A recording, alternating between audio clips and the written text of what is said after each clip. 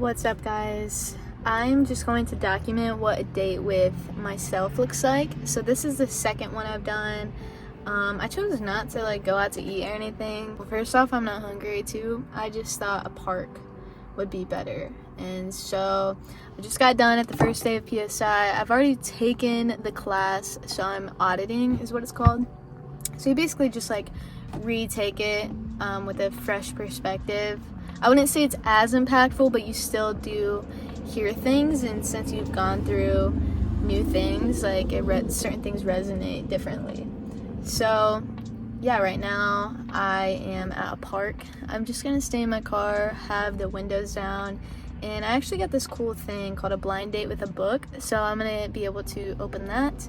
And then I also have to answer a few questions that were given to us at PSI, some reflective questions, so that would be really good. And probably on top of that, I'll probably journal as well.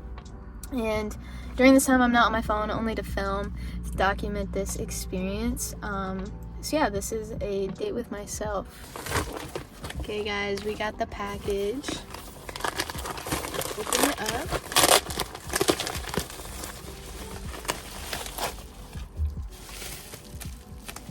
Here we go. So with this, you can pick a genre of book. Obviously, I picked self-help because that's the only books I like reading. Oh my gosh, this is amazing. This looks so cool. First up, we got this sticker, Freedom. I love that. Let me show you guys from this perspective. Okay, so this is what we got, guys. This is what it looks like. So blind date with a book. So we got this first sticker, Freedom. It's great. Books, spicy, coffee, icy. Cool. And then we got this sticker, Hot Girls Read. Amen. And then we got Carrying My Sass and My Books. We got this wax, which is amazing. It's purple, my favorite color, so that's awesome. And then it comes with these dried flowers, which is so cute. Comes with a bookmark, Sunset, beautiful. I think these are bookmarkers, to save a spot. And then we got tea, which I will make when I'm home. And then we got do best what you do best, and eventually they will notice. I love that. Comes with a sweet pen, cool. Got a collagen face mask, and then those dried flowers I talked about, and then it's wrapped in this just amazing paper. That's beautiful. Okay, now that we unpacked everything, let's freaking open this.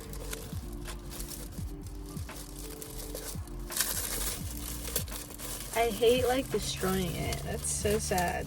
It was so well put together.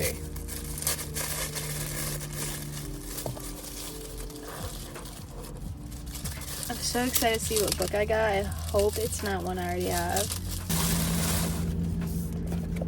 This is the book we got. Didn't Start With You: How Inherited Family Trauma Shapes Who We Are and How to End the Cycle. So that's really cool. I'm excited to read this. This is not a book I've ever heard of, so it's really cool. Much of this book focuses on identifying inherited family patterns, the fears, feelings, and behavior we've unknowingly adopted that keep the cycle of suffering alive from generation to generation, and also how to end this cycle, which is the core of my work. You may learn, as I did, that many of these patterns don't belong to us. They've merely been borrowed from others in our family history. The doctors were unable to tell me what caused my vision loss and what would heal it. Everything I tried on my own, vitamins, juice fasts, hands-on healing, all seemed to make things worse. Blind, unable to take care of myself, and all alone. I'd fall apart. My life would be ruined. I'd lose my will to live. I replayed the scenario over and over in my head.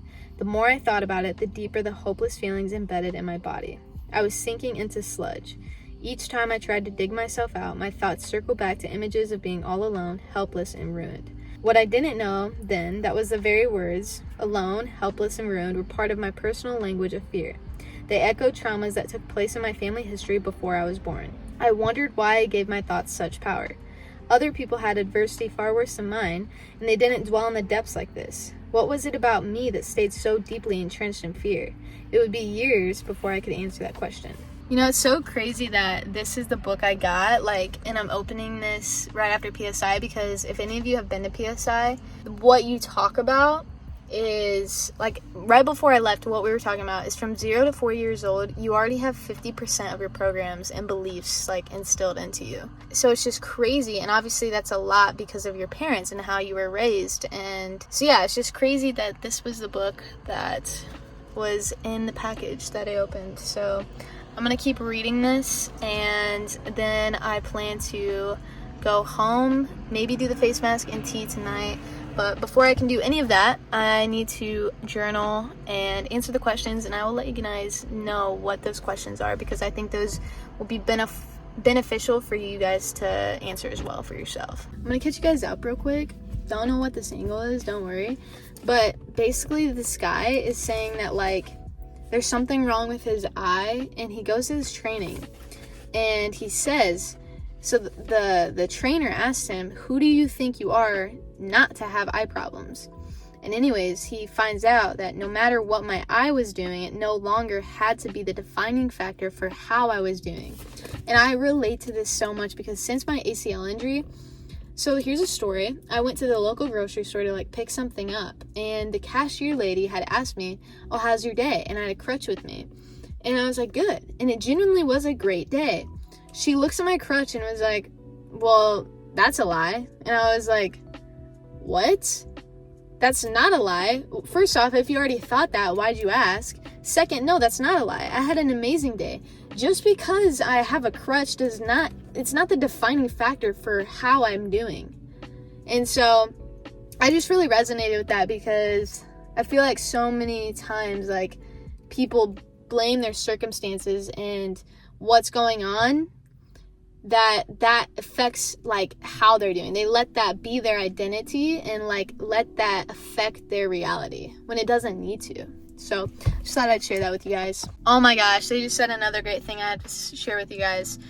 So he said, on many levels, having a vision problem is a great metaphor. I eventually learned that it was less about what I could or couldn't see and more about the way I saw things.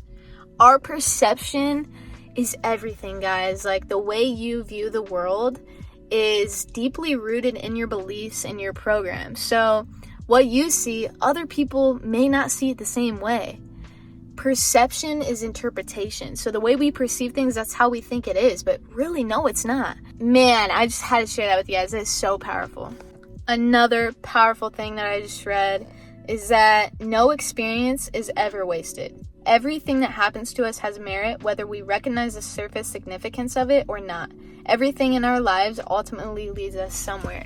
And that's so true, especially negative moments. Like, the times where you think your life is ending, it's, coming to rock bottom, usually in the future you look back at those particular moments and you realize that if those moments wouldn't ever happen, you probably wouldn't have had the personal growth that you had. Like, all the worst moments in my life, or at least like my teenage years, if those wouldn't have happened, I would not be where I'm at right now. So I love that so much, just to see that, like, it's kind of like everything happens for a reason. To see every experience as not a waste, that every experience is purposeful, and that there is a reason and there is merit to every single experience that we go through.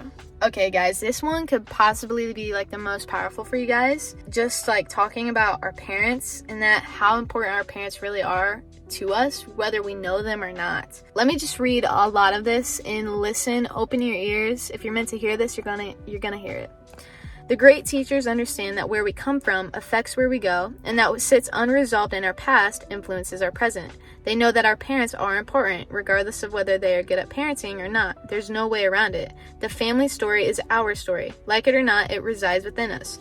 Regardless of the story we have about them, our parents cannot be expunged or ejected from us. They are in us, and we are part of them, even if we've never met them. Rejecting them only distances us further from ourselves and creates more suffering. Those two teachers could see it, I couldn't. Wow. To think that even if you know your parents are not, they are a part of you. Genetically and spiritually, like, they are within you. So if you continue to distance yourself from them and reject them, you're continuing to create suffering with yourself, because you're distancing yourself from yourself. Like, So, wow, that's just really powerful, and I feel like a lot of people can resonate with that. Okay, guys, now I'm about to answer the questions that I was left with from PSI, and I think that you guys would benefit greatly if you answer this as well. First off, I'm going to explain what victim is and what responsible is just real quick.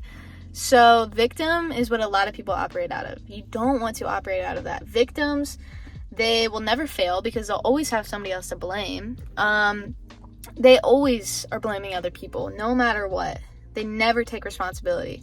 Whereas obviously responsibility is like, no matter if it really is somebody's fault, you still see that you played a part in it somehow. You take responsibility for that. Responsibility is a lot of like, like, I did this, I'm sorry. Like, victim is like, you did this, like, this happened to me, like, all these things. So that's real quick, just a real quick description of victim and responsible. And then the questions that we were left with to reflect on tomorrow is, where in my life am I currently operating as though a victim? Who are you blaming? Who are you frustrated with? So that's the first one.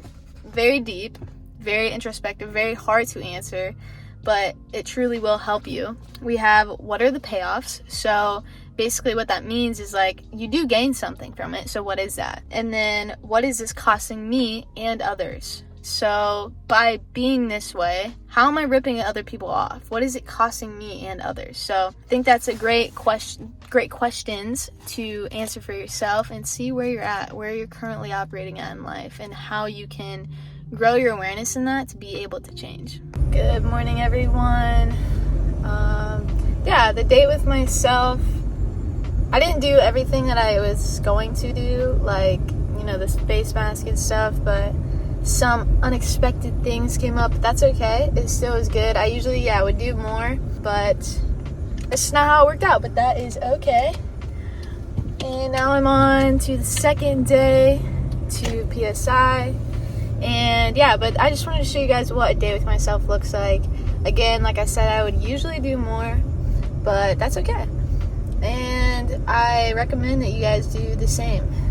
Do a day with yourself, do something you love, and it'll be a good time. And always journal too. Love you guys. I hope you enjoyed that video. Much love.